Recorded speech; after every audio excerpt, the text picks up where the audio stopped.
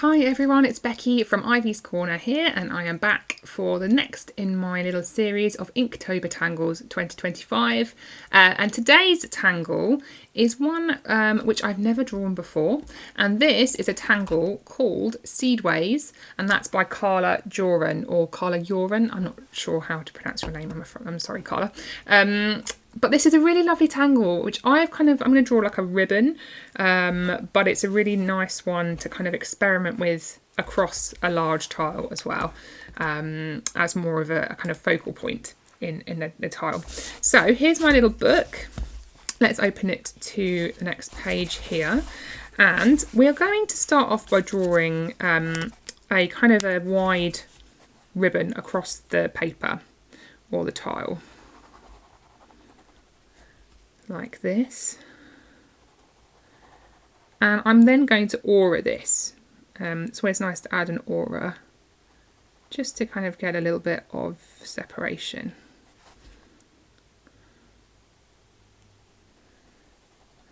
Like so.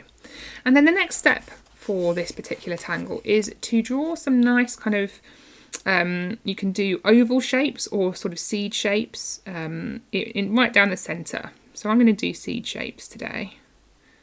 Little kind of inked in seed shapes. Like this. And you can fit as many of them as you like. I found that it's best not to have them too close together because there's some stuff that's going to be going on in between them. So there are my seed shapes, and then the next thing to do is to just add a little kind of dash in between those seed shapes on either side of your aura kind of bands. We're going to be drawing from these, so you don't want to make them too big, like this. I have to decide what I'm going to do at the ends of these. And once we've drawn our little kind of dashes, I suppose, either side, we're then going to start to join these dashes with our seed shapes that we've drawn. Now, if from these bottom ones here, I'm going to come up from this line and then attach my line to the top as if it was wrapping around the top of my seed shape. So from here, I'm going to draw my line up and then carry it on around the top of my seed shape. And then I'm going to do the same with all of these ones on the bottom. So I'm going to attach this line as if it was kind of part of the top of this line of the seed shape here, like so. And you can even kind of go in and restate the edges of your seed shape as you do that if you want to as well. Now we're going to turn our tile and we're going to do the exact same thing in the same direction, but this time obviously it's now from these lines here that are going to attach to the new top of these seed shapes. So rather, we're going to bring this line up to what was the bottom and is now the top of the seed shapes in the same way. So it's going to come up and attach here. And as I said, you can just restate some of the edges if it works for you and makes it look a little bit more defined. And you can already see how this is going to start to create a really fun pattern. Like so. Can you see? Really fun.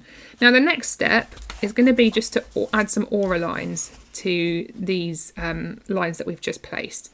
So I'm going to aura nice and finely these lines here at the top, and I'm doing that because I can see this line with I'm right-handed, and if I aura the right hand side of that line I find it slightly easier just to see where I'm aiming for.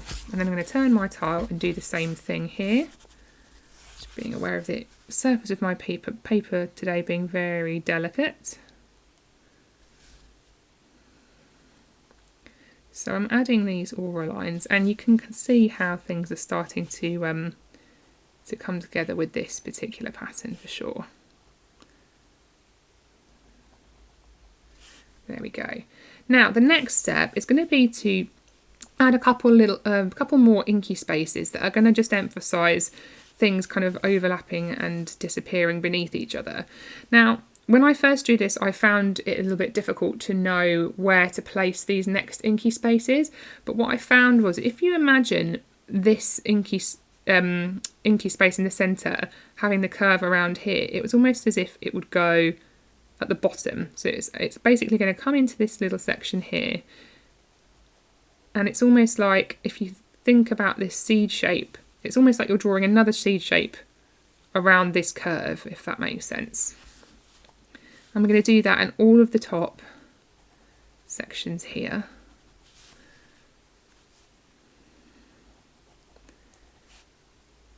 Like so. And then we're going to aura them as well. And then we're going to turn our tile and do the exact same thing here.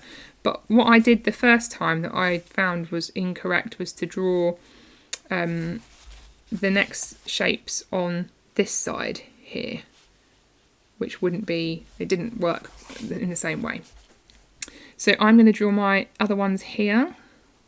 Again, just kind of imagining that the seed shapes here are mirroring each other, but just tucking underneath the aura line.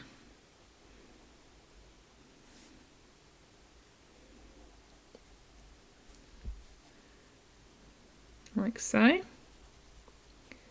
Inking those in, and then just travelling around again with our auras. And you can see how this is now creating this really interesting kind of interwoven look for our pattern.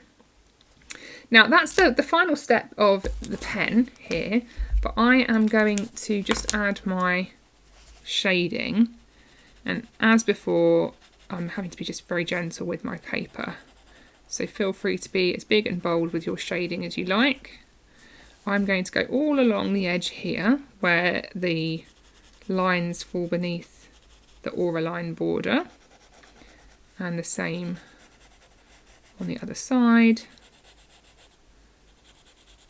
And then I'm also just going to emphasize all the areas where these lines make it look as if everything is disappearing below the neighbouring lines, like so.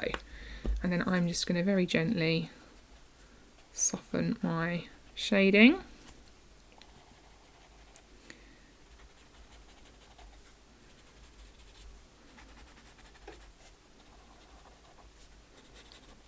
Taking my time, I've missed one here.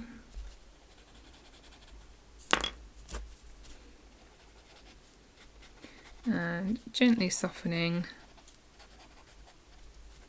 all of these pencil shading areas that I have added to create this really nice pattern with a lot of depth. And that is a really deceptively simple pattern, I think. And I'm just going to add at the top here that this is day number 2, and this pattern is Seedwayz by Carla Jooren.